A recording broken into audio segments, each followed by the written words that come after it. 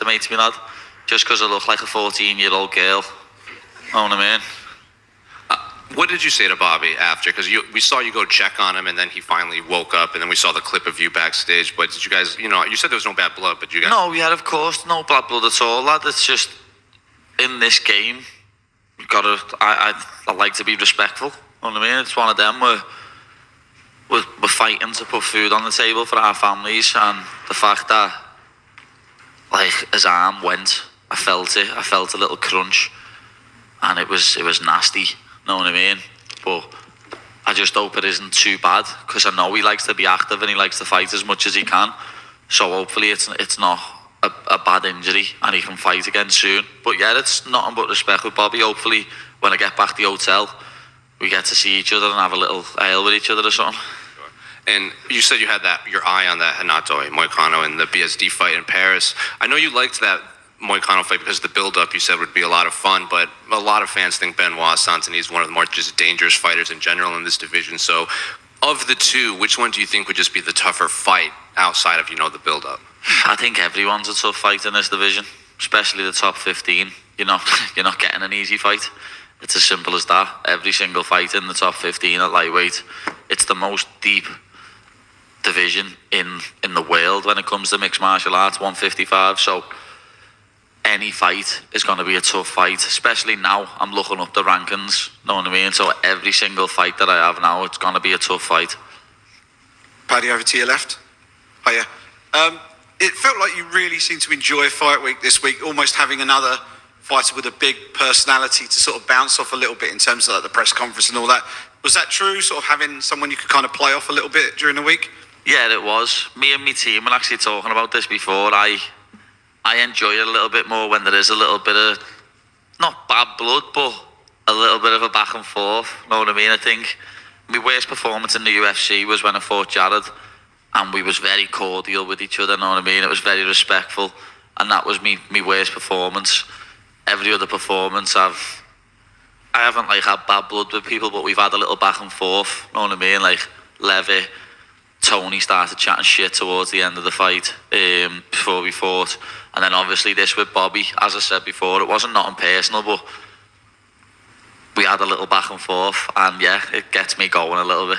And is that why Moicano is so high up on your list of people that you want to fight next? Yeah, he's obviously ranked above me as well, but the fact that I think the build-up would be hilarious. I've already said it tonight, I think a season of The Ultimate Fighter and me and him as the coaches would be absolutely fucking comedy gold.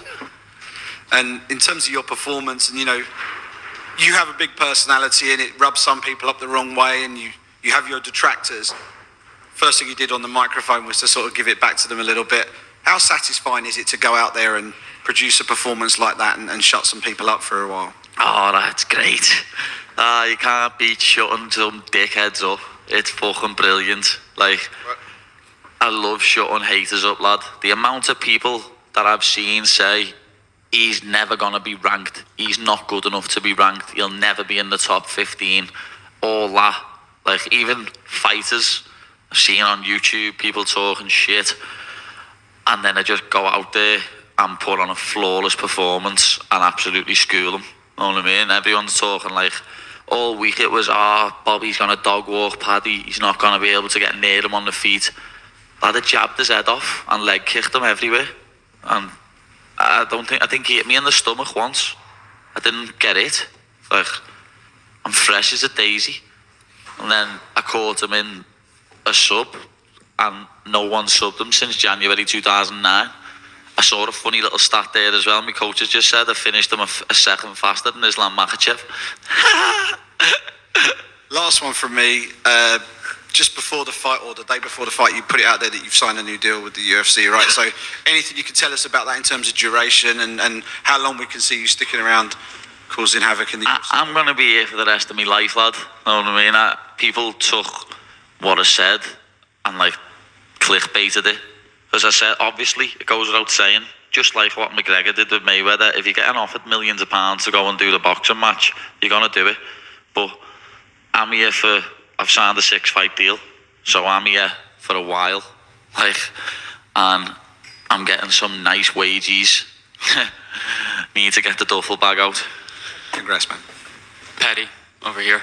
I think it was before the weigh-ins. You had a little bit of an altercation on the bus with Kalen Lochran. Just wondering what happened there, what sparked that? No, we just stood up and started chatting shit, lad. Know what I mean? I was literally sitting at the back of the bus speaking to someone, and I just said, "Oh, Jordan Vucenic's being signed there, another Cage Warriors fighter."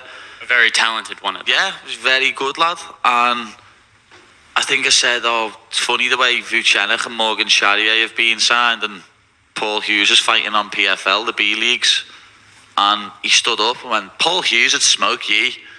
So I was like, "Lad, who are you talking to? Major Chip Hazard."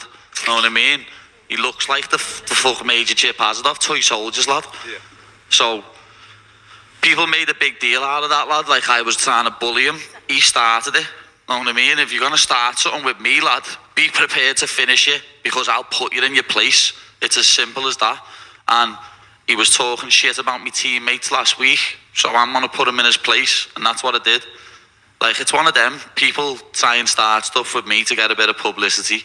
That's exactly what he done. I seen him in the lift like 3 days ago, and he smiled at me and looked at the floor. And then after that altercation on the coach, he walked past me after the ceremonial weigh-ins. He was about 4 foot away from me and stared at the floor, walking like that. Know what I mean? I'm not a big shithouse, lad. If someone says something to me, I'm saying something back. I don't stare at the floor like a little worm. And you mentioned your teammates, and I see your shirt, Next Generation MMA. How much does that gym mean to you, and how much do your teammates mean to you? My teammates are like my family, lad. Know what I mean? Blood, sweat and tears together. Like, we spar twice a week. We train with each other every single day. I've been training at this same gym since I was 15 years of age. I walked into Next Generation on the 20th of January 2010. Day what changed my life. I'll never forget it. All my teammates, lad, that are there for me, goes without saying. All my coaches, Paul, Ellis, Adam, all my teammates, like obviously, you know Molly. You're going to get to know a lot of my teammates, Luke Riley, Nathan Fletcher, Liam Gittins, Adam Cullen, Liam Malloy, all these people. You're going to get to know them, because believe me, they're going to be getting signed real soon. And one last question from me. This is not to do with fights, but how are you feeling about the upcoming Liverpool season with Arne Slot and everyone? Can't wait. Know what I mean? I need to find out if Arnie slots into his MMA, don't I? Because he's Dutch lad and he loved the combat sports. So I need to find out if he's into his MMA and get down the training ground and get with the lads. Especially after seeing Darwin throwing a few 1-2s the other week. Need to get him down the gym, see if he wants to get on some pads. Can we get Arne Slot cage side maybe for your next fight? I hope so. Tell Dana to get on him, lad. I'll do my best. How long have you been thinking about that Chip Hazard line? Don't know. I just come off the top of my head, lad. He does look like Major Chip Hazard though, doesn't he? He's gonna get the Gorgonites. But yeah, lad, as I say, people try to make a big thing of that, like I'm bullying a bantamweight. Know what I mean? He started that. He turned round and chirped up to me when, if we wasn't on a coach full of people with security, he wouldn't have said a word. He's a little shitbag. Know what I mean? And I told him yesterday, I said to him, let's see what happens when Jake Hadley punches your head in.